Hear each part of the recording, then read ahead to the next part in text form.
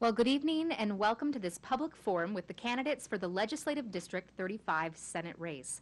I am Dot Frank with the League of Women Voters, and I will be your moderator.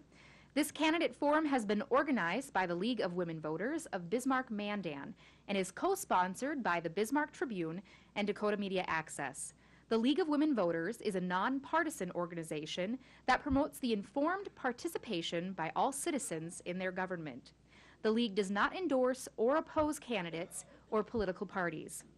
There are two candidates running for election for one open seat with the Legislative District 35 Senate, and both candidates have joined us here tonight. They are Aaron Oban and Margaret City.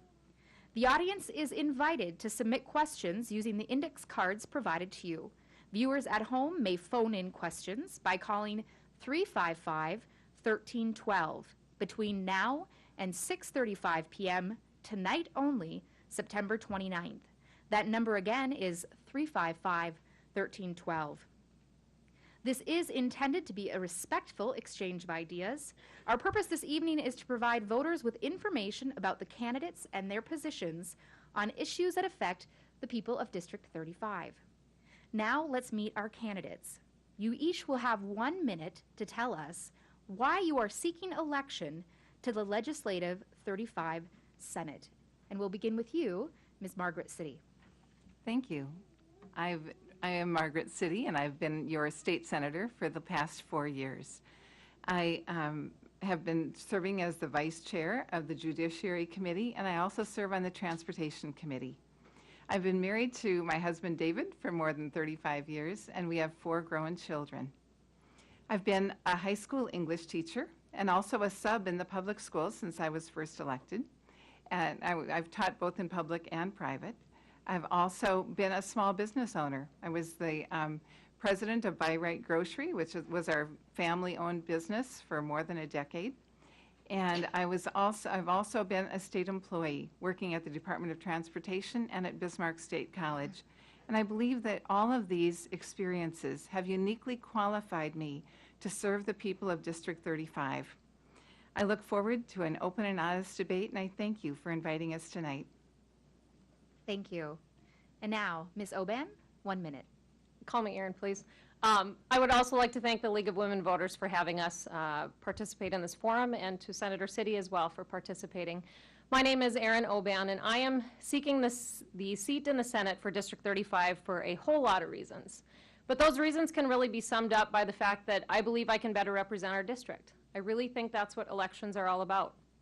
This is an incredible time to live in North Dakota. I am so proud of the headlines we make in national news day in and day out. But in addition to those incredible opportunities we have some issues that need to be addressed. And we deserve to have leaders who are focused on those issues, who want to work together with people on both sides of the aisle, people with different experiences and perspectives. And that's why I'm running. I'm also running because I'm a girl who grew up in Western North Dakota. My first job was a 14-year-old waitress in our local cafe. I moved to the big city to go to college. I became a teacher. I fell in love with Bismarck. I'm now the head of a nonprofit organization here in Bismarck. And you know, those experience and perspectives really, I think, explain a lot of the way people serve and want to help their communities. I just want to make sure that I can serve my community as well. Thank you both. And now we'll move on to the questions developed by members of the League of Women Voters, the Bismarck Tribune, and our audience tonight, also our viewers at home. For our audience here to submit a question, please use the index cards provided on your chairs. Viewers may phone in questions by calling 355-1312 between now and 6:35 p.m. tonight, September 29th. That number again is 355-1312. Candidates have not been given advance copies of the questions, and each candidate will have 60 seconds to respond to each question. Please comply with our time restrictions so that we may get to as many questions as possible tonight. Our timer will let you know when we are down to 30 seconds, then 10 seconds, and then stop. We did have a drawing at the beginning of tonight's forum to indicate who would be given the first question, and Ms. Margaret was the one who chose number 1, so we'll begin with you. What issues are you passionate about that you believe makes you a great candidate for your position? No, I don't come into the legislature with an agenda. I am a well-rounded individual. I'm looking out for what's best in education. I'm looking out for what's best in business. And I'm looking out for what's best for the people of North Dakota and my district. I represent a lot of state employees, and I go to bat for them. I want our state employees to have a wonderful pension system that they can count on. I'm always working to make sure that they can keep health insurance. Health insurance has risen about $100 a year the past 3 years, and we're working hard to keep our state employees satisfied because they're a very integral part of North Dakota. And we want good service for our people, and that starts with happy state employees. I just am very open to responding to people's needs. Thank you. And now, Erin, same question. What issues are you passionate about that you believe makes you a great candidate for this position? You know, a lot of people ask why you're running when you decide to start an election and a campaign. And my issues aren't really my issues. They're people issues. They're the issues that people at the doors are talking about as I'm going door knocking, getting to meet the people in my district. And I touched a little bit on my experiences and my upbringing in North Dakota. Western North Dakota is very important, I think, to everybody across the state. And I'm so happy when I'm going door knocking and I'm hearing people bring that up themselves. That's the first thing I ask them is what issues are important to you? Because that's really what serving a district and serving the public is all about. The next question will begin with Erin to address.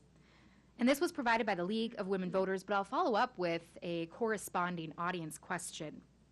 K through 12 school funding reform, along with property tax reform, continues to be a priority each legislative session. Do you believe that we've done enough on this issue, or should it continue to be addressed? I think it needs to continue to be a priority. The state has really stepped in and helped cover a lot of the expenses involved in educating our kids, and that's a good thing. And I think about, you know, what if we were able to step in and help them with buildings? The kind of capital that would free up in local communities and in school districts. It's a little frustrating when we live in smaller communities who are seeing their taxes go up while the state sits on $1.3 billion. To me, I think that is a reflection of us not prioritizing the needs of our communities. So absolutely, education funding and property tax reform needs to continue to be a priority. And Margaret, same question. Thanks, Dot. I've been out knocking on about 4,500 doors already, and the number one question without doubt is, why are my property taxes so high?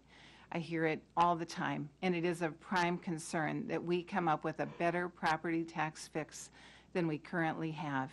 You know, last session, we upped education funding K-12 by 40%. We put in another 480-some million, so that now that budget is almost $2 billion. And that was an enormous jump. And it seems as though it's just not enough. It seems the way we're distributing property taxes is that we're writing a blank check to the local cities and counties, and then they're just continuing to raise valuations and raise property taxes.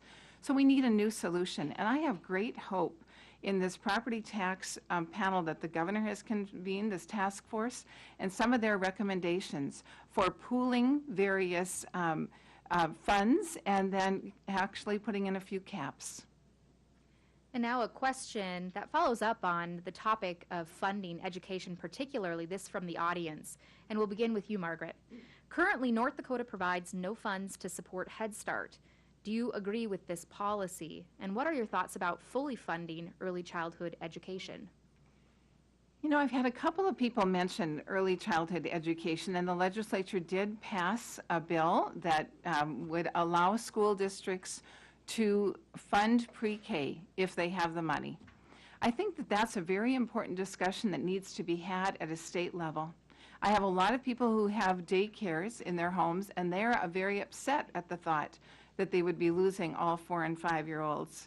And they're saying you're just subsidizing free daycare.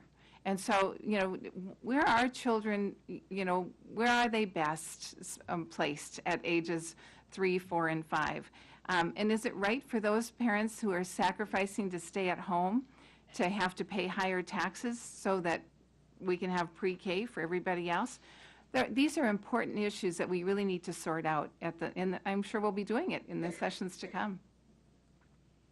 And now, the same question for you, Aaron, and it was that currently North Dakota provides no funds to support Head Start. Do you agree with this policy?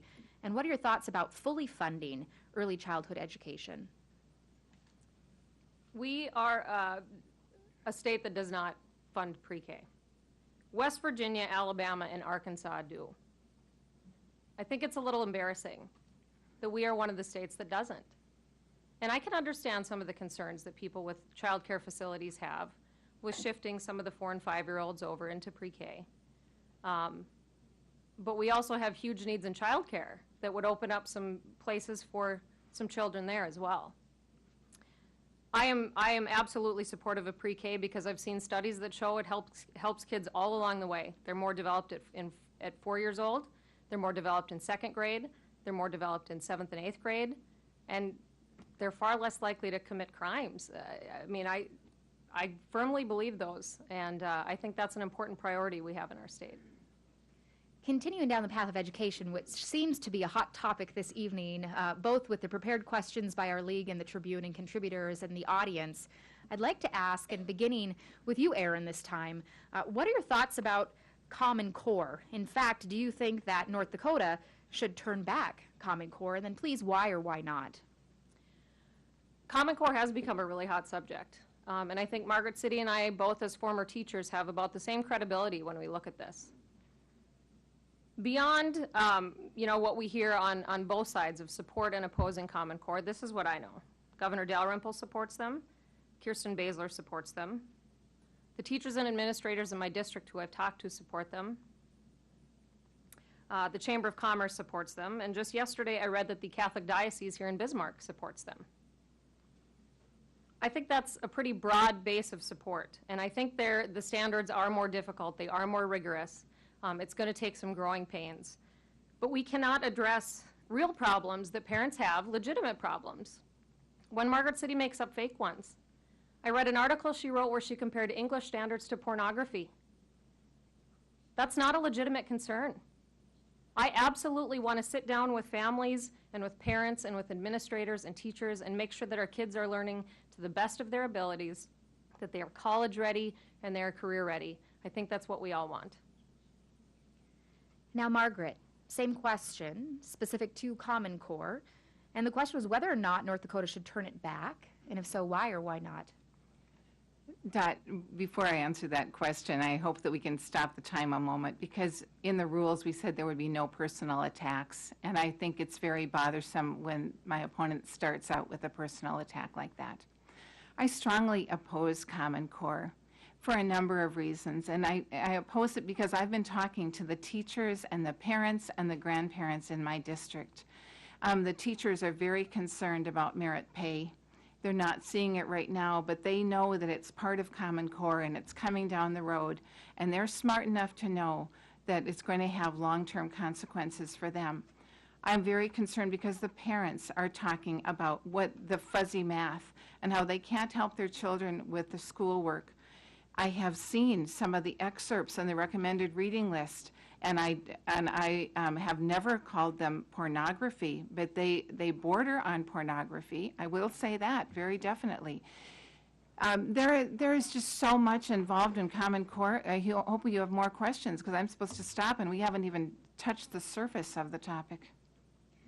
And I'm Sure, that will probably come back to that in particular as the audience prepares questions and we've got callers who call in. And this is a good time to remind those callers that there's an opportunity to submit their questions, Common Core or otherwise, to the number listed on your screen, and that is 355-1312.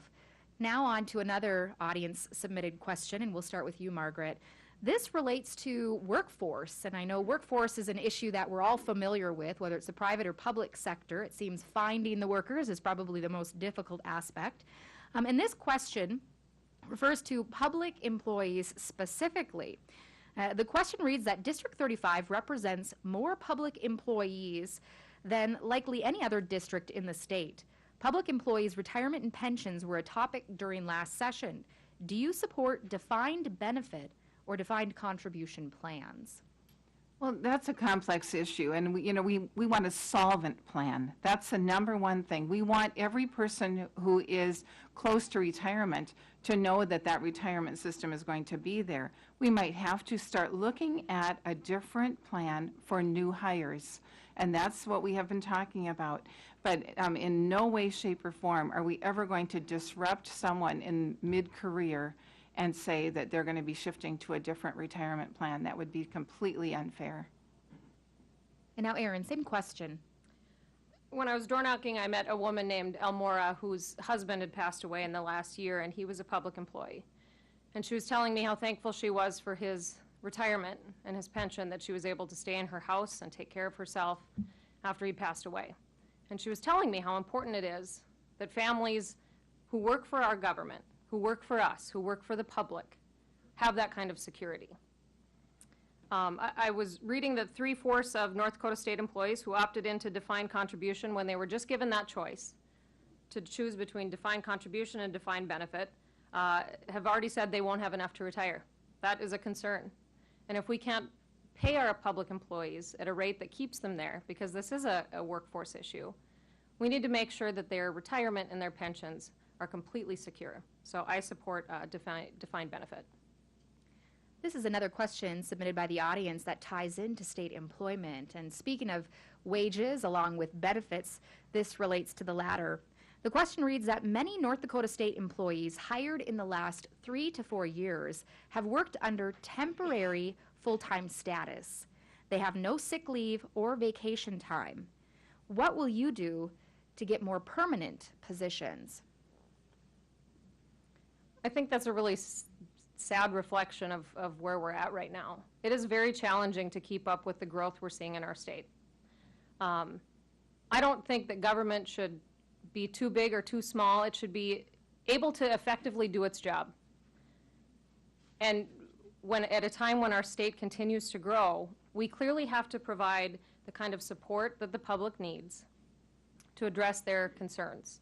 And sometimes that means, paying them better, calling them full-time employees, and making departments of our government not feel like they are held to not grow their staff when they clearly have work piling up. We've seen the desk of the Secretary of State. The work is there, and we need people who can do it. Same question for you, Margaret. Many North Dakota state employees hired in the last 3 to 4 years have worked under temporary full-time status with no sick or vacation time. What would you do to create more permanent positions? We have created many new permanent positions. I was looking for the chart in the North Dakota Finance Facts that just came out this week, and I cannot find it. But government is state government is about 10% of our overall state budget. And the number of state employees has been steadily increasing. We've hired lots of new people for regulators out in the oil patch, new highway patrolmen, all sorts of new permanent positions. But going along with that, we have hired a lot of new temporary people also, because we're not exactly sure in some of these offices whether or not those positions are needed on a permanent basis. If they are needed, then they will come back to the legislature. Those department chairs will come in and will make that case, and then we will decide as a legislative body. But I don't want the public to be thinking that we have neglected hiring permanent state employees. We've hired many new permanent positions. Thank you. Next question will begin with you, Margaret. This question, again, relating to the shortage of workforce, but specifically regarding teachers. The question reads, there is a teacher shortage across the state with around 200 open positions. How can the state legislature work with school districts to address this situation both now and long term? Boy, that's such a good question. You know, it's so interesting. A decade ago, we were looking at closing schools all across this state. I'll never forget when someone came before our education committee, and it was Janet Welk, who's head of teacher certification, and she said, you know, we graduate 600 more teachers than we have jobs in North Dakota every year. This was in about 2003. And now just look at how it's turned around. All these young people have jobs. How absolutely wonderful. I know that the salaries are terrific. I was talking to a teacher in Tioga who just retired. She was making $70,000 last year. And so the salaries are there for teachers. We just need to encourage more young people to come to North Dakota and get a good job. Same question, Erin, relating to hiring or supporting the hiring of additional teachers across the state. We talk about a decade ago, and that's exactly actually when I started teaching. And I started teaching at $24,700 a year. And when people go into teaching, I hear a lot of people say, well, you know what you're getting into, you know what you're going to be paid. I agree with that. I had no idea what it was like to live on $24,000 a year. No idea. You know, we have made efforts to increase the base pay for teachers. It's clearly not enough. And an example in Tioga it's a great example. I totally believe it's true, but it's certainly an exemption to the rule. There's a program in place that was in Grand Forks that was started by a Republican legislator that's a partnership between UND and Grand Forks Public Schools. And they basically treat students graduating in education like they do medical students who are going into fields in medicine. They do a residency with a teacher. They get some experience under their belt in a classroom. Maybe we could hold them there longer. I left after 4 years. We know teachers leave mostly before 5. And so I think that's a great way to hold on to them too. Thank you both. Next question. Actually, we've received several of these supplied by the audience this evening. This question reads, and we'll begin with you, Erin, to address it. As a member of the LGBTA community, I'm concerned about the civil rights of our community. Where do you stand on the issue of ensuring civil rights to the LGBT community? I believe everybody should have equal rights under the law. Not better, not worse, just the same. Same question for you, Margaret. I agree completely. I believe that we should not be carving out special categories of people, that we should treat all people in an equal way under the law. Next question. This will be addressed to you, Margaret, and then we'll move on to Erin. The Center for Public Integrity recently gave North Dakota an F on state government accountability and transparency due to its lack of a legislative ethics commission. Do you believe that an ethics process should be put in place in North Dakota? No, North Dakota has a citizen legislature par none. When I don't travel on the state's dime to go to all these legislative meetings, but legislators who do come back and say, other legislators from other states cannot believe that we vote on every single bill. Nothing can be pocketed. And that's why, in fact, we vote several times on a bill. We'll be voting on amendments, and we'll be voting on various versions of the bill. And that's why people can take things out of context and use it against us when we're running for office, which is so completely unfair, instead of looking at the finished product. But in North Dakota, if there were an ethics problem, I really believe it would come out in our news media. There's no reason for a big panel or discussion, because we try to keep government simple. Same question for you, Erin. The Center for Public Integrity recently gave North Dakota an F on state government accountability and transparency. Do you believe that an ethics process should be put in place? I absolutely think we are an honest bunch in North Dakota. I think that's a really great thing. But I don't understand what we're afraid of to have a process in place if there's ever any questions. I think it was President Reagan who said, trust but verify. I absolutely trust our government. What's the problem with having a process in place if we ever question something? I'm certainly not afraid of that. Moving on to some more questions as submitted by this evening's audience. A reminder to those watching tonight, they can call in their questions to the number 355-1312. This question has to do with a lot of the activity that's drawing attention for our state, out west in particular. The question, as supplied by the audience, reads, what is your position on Measure 5? Do you support or oppose this proposed constitutional measure? We'll begin with you, Erin. I think we are going to be here all night if we are going to talk about every single initiated measure on the ballot. Actually, with all the measures, I can really see both sides of the issues. I think they're important issues to put forward to the people to vote on. And if we're going to start a conversation about one of the measures, I think then we're going to be here all night to talk about those. We have some clear issues we need to deal with regards to conservation. There was a process set up during the last session that I would like to see through and see if we can manage to work through that. But it's clear that we're not doing enough with conservation, and I think that's why people felt it was necessary to put that measure on the ballot. And now, Margaret, same question. The question is relating to your position on Measure 5. Do you support or oppose it? It's really up to the people to decide. And so I'm glad that it is a measure out there and that, you know, others can weigh in.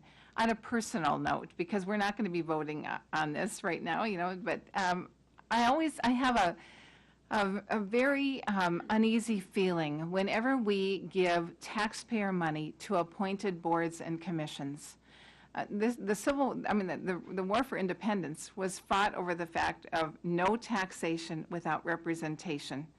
And so when you're giving $300 million in a biennium to an appointed board or commission with no taxpayer oversight, no one elected to watch over that, I think that's really a frightening agenda and a frightening road to head down. So that about sums it up. Oh, one more thing. We put $30 million into that great outdoors heritage fund, and I think it's working really well. And I'm excited to see us expand that. This question now continues to ask your opinions related to conservation and our environment. Now, irregardless of your take on Measure 5, this question reads, how can state legislators work to maintain the quality of our environment and way of life for North Dakotans while balancing the potential for our state's oil industry? We'll begin with you, Margaret. Well, thank you. My father was from Ray, North Dakota, and where Erin's hometown, and my grandfather homesteaded there, and my mother was from Watford City. Her parents homesteaded there. So I go out west every year, and I went there just a month ago on the Petroleum Council tour to Watford City, and I was absolutely astounded at the change in 1 year. We have put a lot of money, more than $2 billion into infrastructure in the West. And we're continuing to put a lot of money out there, and we will continue to do that. But there is a lot more to be done, no doubt about it. As far as conservation, I think the state is doing wonderful things.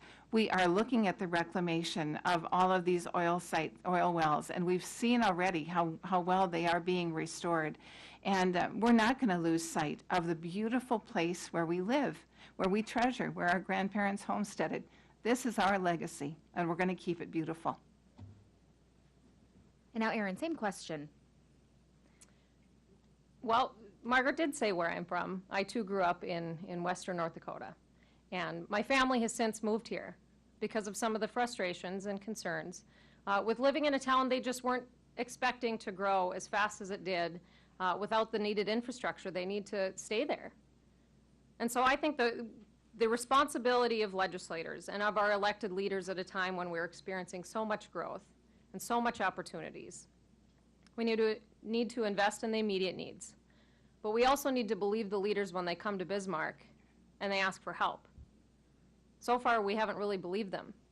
And I just read an article about how do we know they're going to listen to us this time either? I mean, those are serious concerns people have. So addressing the immediate needs, and then I think we need to think bold and big at a time when we have real opportunities ahead of us. Thank you. Going down that same path, this was another audience-supplied question, and we would be in the process to begin with Aaron, but since this question has a response requested of Margaret first, and then also a response from Aaron, we'll begin with you on this one, Margaret. The question reads, Margaret, you voted to reduce the oil extraction tax. What segment of your district does that benefit? Oh, that really is one of those low blow questions. You know, we have had an extraction tax with various triggers, and if the price of oil drops below a certain amount, then the extraction tax drops down to about 6.5%. We were nervous. That's almost happened to us in 2007. We didn't want that to happen. We also had this whole stripper well status. A stripper well is a well that's producing under 30 barrels per day. That's just been changed now to 35 barrels per day. And we were concerned that when one 2-mile spacing unit with one well on it would drop below 30 barrels per day, that the oil companies would come back in with 24 oil wells or, you know, huge pad drilling, and they would all then be dropped to 6.5%. So we were trying to equalize that tax at 9%. In the end, we wound up removing that stripper well exemption. We wound up raising the tax, and I voted for it, to raise the tax on oil by more than $220 million. And so that's another one of those, taking a vote out of context instead of looking at the big picture of what did we really accomplish. Thank you. And now, Aaron, in response to that question, the audience member was hoping to hear your position on that reduction in tax. For starters, I really don't think it's a low blow to ask a question about somebody's record.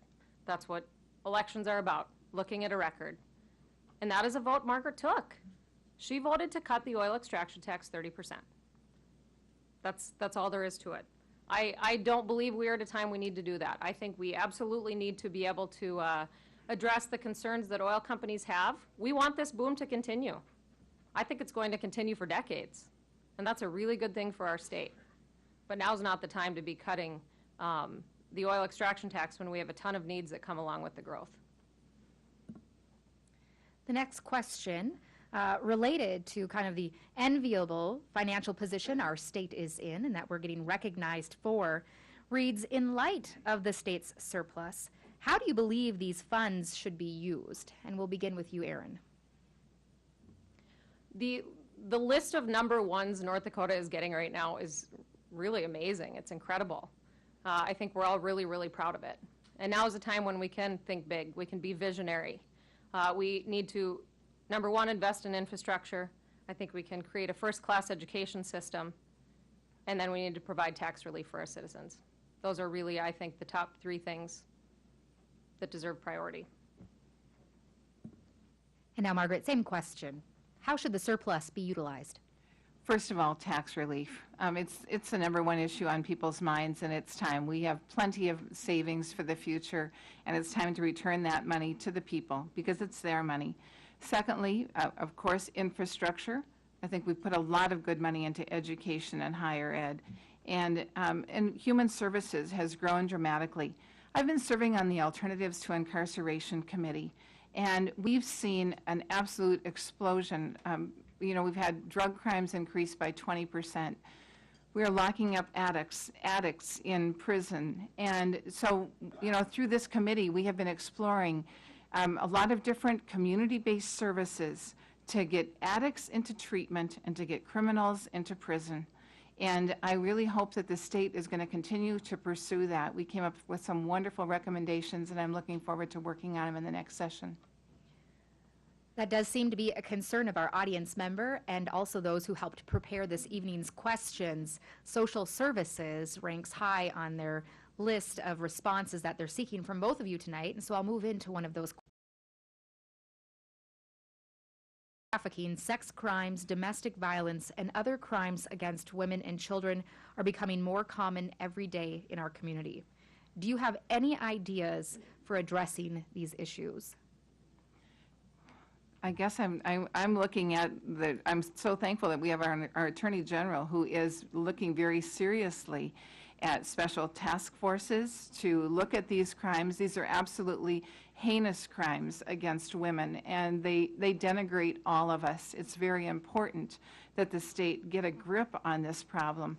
And I'm so glad that he is calling in extra resources to get the help we need to address it. Same question for you, Erin. I'm a little concerned that a lot of what we're relying on right now is our federal government to fix this problem. I think we're all perfectly aware that our federal government can't handle the jobs that it has already. I have some friends who are a part of a coalition called Fuse that's been started in this state. I'm so thankful that this coalition has been started. It's made up of faith-based communities, nonprofits, victim advocates. We have incredible professionals living among us who have really good ideas on how we address, unfortunately, I mean, it's a matter of kind of supply and demand. As cold as it sounds, it's not. We need to stop the demand, which means we need to increase penalties. And then on the flip side, we need to make sure that there are services and programs available for its victims. Thank you. Time is certainly slipping away, and we've got plenty more questions, but I'm fearful that this may be our last before we have time for each of you to address the audience tonight. This question reads, when you consider a piece of legislation, do you consider it in terms of what your political party wants, what your constituents want, or in accord with your personal values? We'll begin with you, Erin. The issues I hear when I'm walking around talking to people in our district are not Democrat, Republican issues. They are issues that affect people. They are mainstream issues. In the last week, I've had a conversation with one Democratic senator and one Republican representative, and they both had the exact same thing to say.